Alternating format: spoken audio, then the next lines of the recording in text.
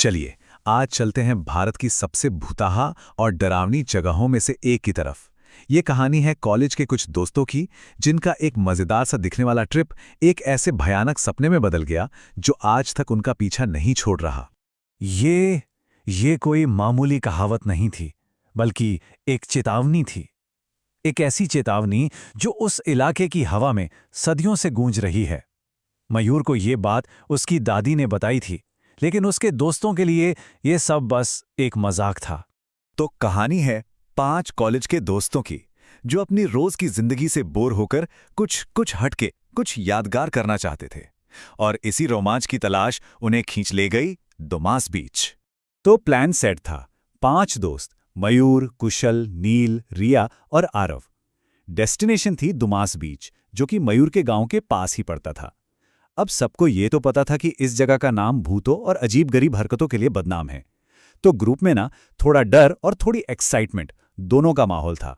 मयूर ने अपनी दादी वाली चेतावनी भी सबको बताई, पर उस वक्त सबने उसे बस एक पुरानी कहानी समझकर हवा में उड़ा दिया।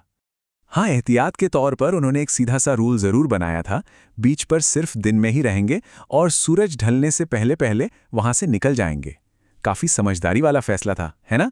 पर यही वो फैसला था जिसे वो तोड़ने वाले थे। अगली दोपहर जब वो दुमास बीच पहुंचे तो नज़ारा देखकर हैरान रह गए। उनकी उम्मीद से बिल्कुल अलग। उनके सामने एक ऐसी जगह थी जिसके 2 चेहरे थे, एक जो दिन में दिखता था और दूसरा जो रात के अंधेरे में जागता था। दिन के उजाले में तो दुमास बीच किसी भी आम टूरिस्ट स्पॉट जैसा लग रहा था। चारों तरफ बच्चों का शोर, परिवारों की हंसी, एकदम मेले जैसा माहौल। लेकिन इस पूरी चहल पहल के ठीक नीचे एक बहुत ही काला सच दफन था। ये जगह सदियों तक एक शमशान घाट हुआ करती थी, जहां ना जाने कितनी बेचैन आत्माओं का अंतिम संस्कार हुआ था। इस बीच की सबसे डरावनी पहचान क्या है जानते हैं? वो है इसकी काली रेत।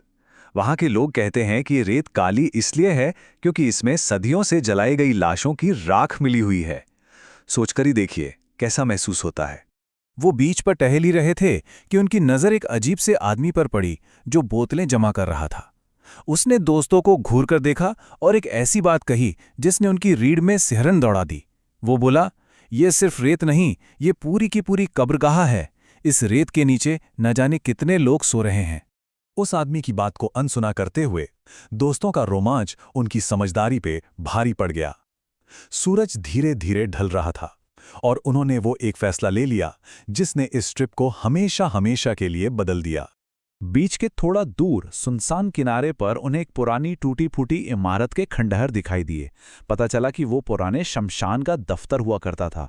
अंधेरा घिर रहा था, लेकिन उसे पास से देखने की जिद में मयूर और कुशल बाकी ग्रुप से आगे निकल गए। और बस यहीं से ग्रुप बिखरना शुरू हो गया। रिया को अचानक बहुत ज्यादा घबराहट होने लगी और उसने वापस जाने का फैसला कर लिया। आरव और नील भी उसकी हालत देखकर उसके साथ वापस मुड़ गए। अब उन खंडरों की तरफ बढ़ते हुए मयूर और कुशल बिल्कुल अकेले रह गए थे। सूरज अब पूरी तरह से डूब चुका था। दिन का वो हल्का फुल्का मजा अब रात के खौफ में बदलने लगा था। दुमास बीच ने अब अपना असली डरावना चेहरा दिखाना शुरू कर दिया था। जब तक मयूर और कुशल उस खंडहर से वापस लौटे, चारों तरफ घुप अंधेरा छा चुका था। पूरा बीच एकदम वीरान। और तभी उन्हें एहसास हुआ कि वो रास्ता भटक गए हैं।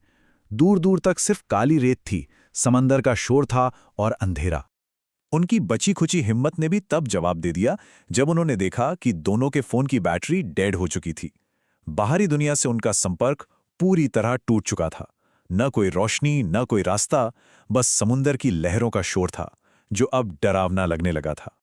और तभी उस भयानक सन्नाटे को चीरती हुई एक बहुत मीठी, हल्की सी आवाज आई जिसने कुशल का नाम पुकारा।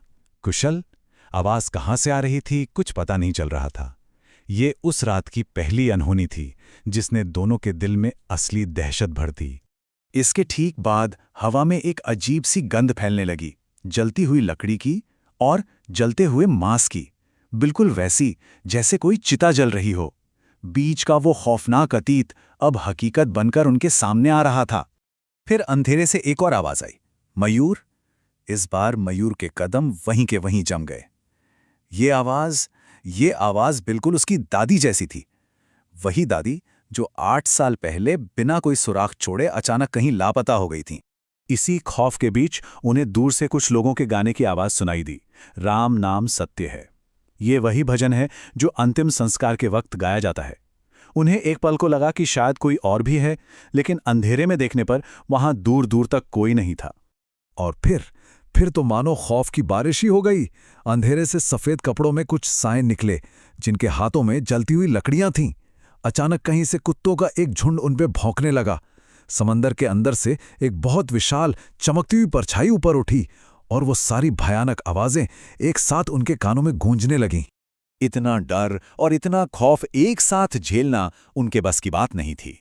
डर और थकान से उनके शरीर ने जवाब दे दिया और वो दोनों उसी काली रेत पर गिरकर बेहोश हो गए। उस भयानक रात का अंत तो हो गया, लेकिन दुमास बीच का श्राप अभी खत्म नहीं हुआ था। कहानी का असली अंत तो उसके बाद के असर में छिपा है। अगली सुबह जब उनके दोस्त और पुलिस उन्हें ढूंढते हुए पहुंचे, तो मयूर और कुशल समंदर के किनारे बेहोश मिले। जब उन्हें होश आया तो दोनों को बहुत तेज बुखार था और वो उस रात के सदमे से इस कदर कांप रहे थे कि कुछ भी बोल पाने की हालत में नहीं थे। उस रात का साया मयूर पर से कभी नहीं हटा। आज भी, इतने सालों बाद भी, उसे अक्सर जलती लकड़ी की गंध आती है और वो आधी रात को चीखते हुए नींद से उठ जाता है। कुछ जगहें अपने निशान हमेशा के लिए छोड़ जाती हैं। ये कहानी हमें एक बात याद दिलाती है कि कुछ जगहें अपने अतीत को कभी नहीं भूलती और ना ही किसी को भूलने देती हैं। सवाल बस ये है कि क्या ऐसी किसी जगह के राज जानने की हिम्मत कभी करनी चाहिए?